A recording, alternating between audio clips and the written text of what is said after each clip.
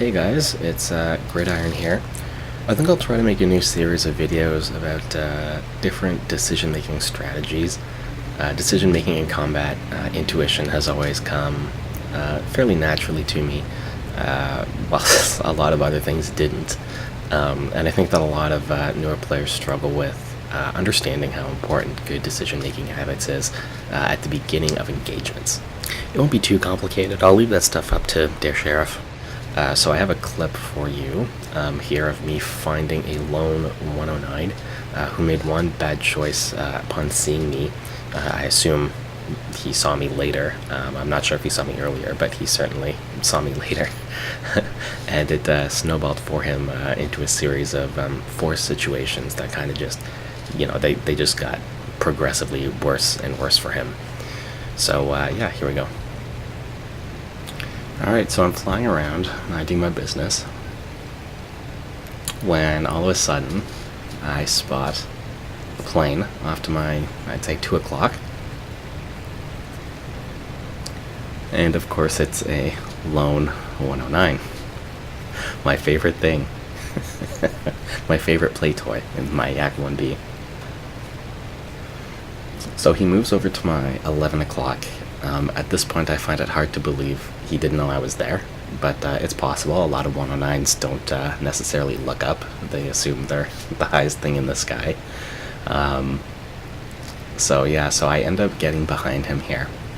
So I start out with a small altitude advantage, and we end up with a fairly long separation. Now he spins around in a circle here. I think he's trying to search the ground for something, or is reorienting himself or something like that. I'm still not sure if he knew I was there, but either way, he's flying pretty calmly. We have a long separation. I have a height advantage. Now, this should really be no issue for the 109. If he knew I was there, you'll see eventually how he's gonna basically, what he's gonna do is he's gonna make a hard turn to his right. I think this might even be it. Yeah, he makes a hard turn to his right here. He certainly sees me here. Really, all he had to do was accelerate, nose down and accelerate. And this probably would not have been a very big issue for him. He could have reset the situation and come back at me.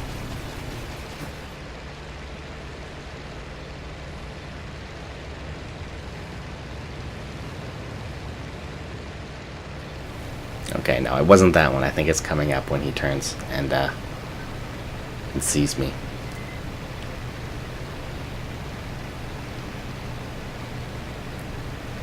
So here he does manage to get some energy. He does nose down a little bit, climbs back up. Now we're about altitude. But it's here. He makes a hard turn. Hard turn to his right.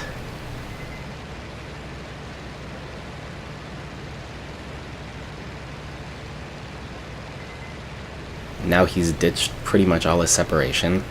I still have a height advantage on him. He certainly knows I'm here.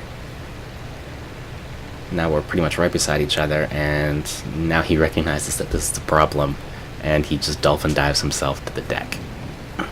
So he's already started off the scenario in a pretty bad foot, because now he's throwing away all that energy, banked up energy in terms of altitude. Now he has to convert that into speed. He's going to dive to the deck. And, this isn't too much of an issue for a decent Yak 1B pilot. You just have to dive slightly slower and with, your flaps out and slightly less hard. And you can usually end up actually on top of a 109 with a much more even speed, usually around like 700 or a 650. And when the 109 is forced to either turn or fly level, he loses all that speed and all that energy. You can actually catch up to them. I do this all the time. It's very effective. So now he decides I'm going to have to knife fight. Now this moment here is probably his one good situation in this confrontation, is when he used the tactical oval to his advantage and he almost got a shot on me. I turned skinny. I'm not sure why he didn't take the shot. But in any event, now we're basically just knife fighting down here at about, I'd say about 500 feet, 400 feet maybe, or meters, sorry. And I'm feeling very confident. I'm feeling very confident because the Yak-1B is a much better knife fighter than either G109 and usually most of the times the F4 109. Now I am losing energy here.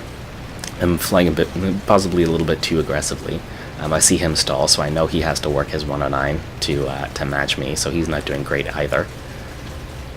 I get right behind him, basically. Now here you're going to see him, after this, you're going to see him try to climb at a fairly steep angle. So this is yet another bad decision. Now, had my aim been a little bit better on this particular day, I probably could have killed him right here. Now, I hit him several times. I hit him about 3 times, I believe. So his plane does, for the most part, bite the dust. But his pilot is still okay. He can still probably fly home.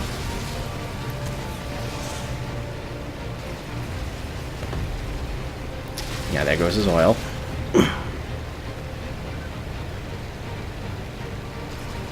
And you're going to see another bad decision here. Instead of bailing, when it's pretty obvious I'm not going to leave him alone, I'm not going to let him fly, he decides to stick in his plane. So he could have ejected here and saved his pilot. Instead, I'm going to shoot off his wing. And he's going to eat dirt. Now, all of this could have been avoided had he not made the bad decision to turn back in, to make that right-hand turn at the start, to ditch all his altitude and all his energy to come back at me at almost like an 80-degree angle. It really made no sense. All he really had to do was nose down, accelerate, climb, turn around, and come right back at me, basically just reset the situation. But he didn't do that. Instead, I think he tried to turn around. I think he thought he had enough time to turn back on me, but clearly he did not.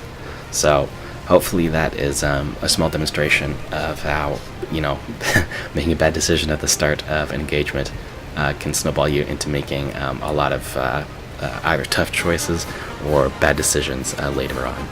So yeah, if you guys have any questions, please leave them. Otherwise, like and subscribe if you like this video. Let me know. If you didn't like this video, let me know. Thanks, guys. Bye.